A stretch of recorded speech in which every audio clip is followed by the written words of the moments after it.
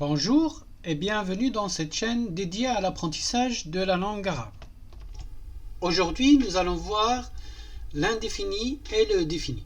Nous avons vu dans le passé le tanwin, c'est la marque de l'indéfini, et aujourd'hui, on va voir l'article al qui représente le défini.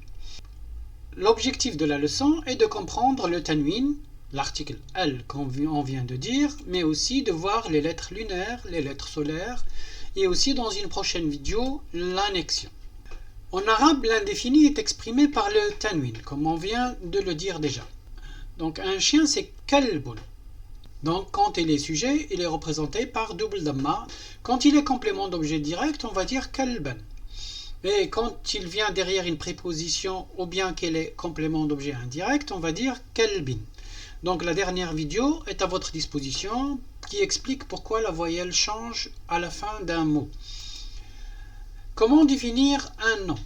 Donc on va prendre toujours l'exemple d'un chien qui est bien sûr kalbun. Et on veut trouver le chien. Alors qu'est-ce qu'on va faire? D'abord on va garder une seule voyelle. Donc on va supprimer le tanwin et après on va ajouter tout simplement l'article al. Voilà, kalbun ça devient al-kalbu. Pour bintun ou bien une fille, al-bintu. Donc ici c'est une fille, ici c'est la fille.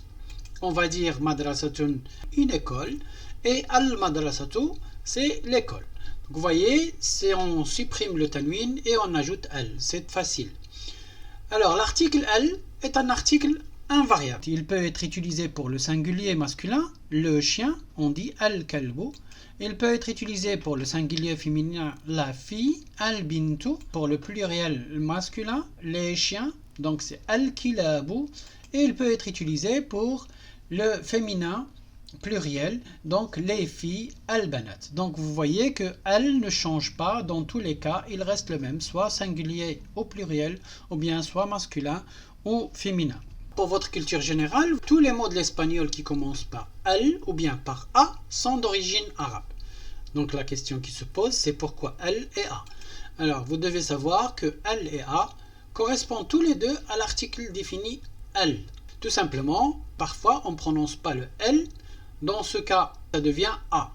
Comme vous le savez, en français par exemple, ça existe des cas similaires. Le p par exemple de compter ne se prononce pas. En anglais aussi, le cas de now ne se prononce pas non plus. Donc c'est pas spécifique à la langue arabe, ça existe dans d'autres langues. Alors, pour comprendre donc quand est-ce qu'on prononce le L et quand on ne prononce pas, donc on va prendre ici l'exemple de al-qamar. Al-qamar c'est la lune, comme vous pouvez voir dans l'image.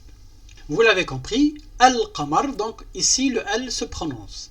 Ici vous voyez le qa, que je représentais en phonétique par le 9, parce que ça n'existe pas en français. Par la suite, c'est une présentation phonétique avec un chiffre 9. Qa, le qa, al-qamar.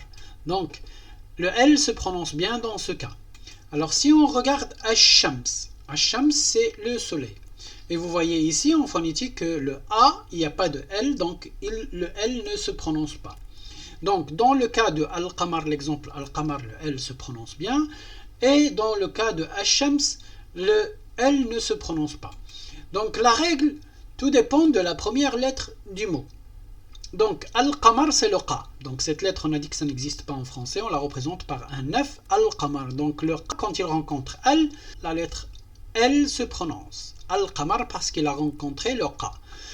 Toutes les lettres qui exigent la prononciation du L, on va les appeler lettres lunaires par référence à ce mot qu'on a pris comme exemple, al-qamar. Et ash-shams, donc ça se prononce pas. La première lettre du mot shams, c'est le ch, c'est le chat. Donc lui, il n'exige pas, ou bien il exige qu'on ne prononce pas le L de l'article L. Par la suite, ash-shams, donc on ne prononce pas le L. Toutes les lettres qui vont suivre le chat et qui exigent qu'on ne prononce pas le L vont être appelées des lettres solaires en référence à la lettre Sha de ash-shams. Si vous voulez savoir c'est quoi les lettres lunaires et les lettres solaires, en prenant toujours par référence le mot al-qamar et le mot ash-shams qui représentent la lune et le soleil.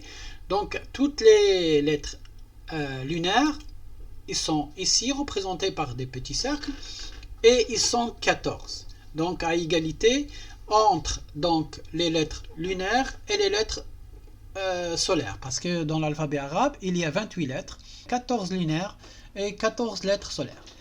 Et les lettres solaires, ils sont représentés ici, comme vous pouvez le voir, sous forme de petits soleils. Vous allez, avec la pratique, les connaître une par une.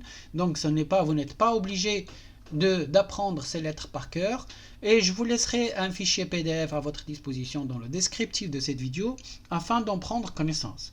Mais en améliorant votre vocabulaire, vous allez certainement savoir par intuition si une lettre est une lettre solaire ou bien il est une lettre lunaire. Donc vous n'êtes pas obligé d'apprendre ces lettres par cœur. Et voilà, c'est la fin de cette vidéo. Je souhaite vous voir dans la vidéo prochaine qui concerne l'annexion. Donc je vous dis et la liqa et à la prochaine fois.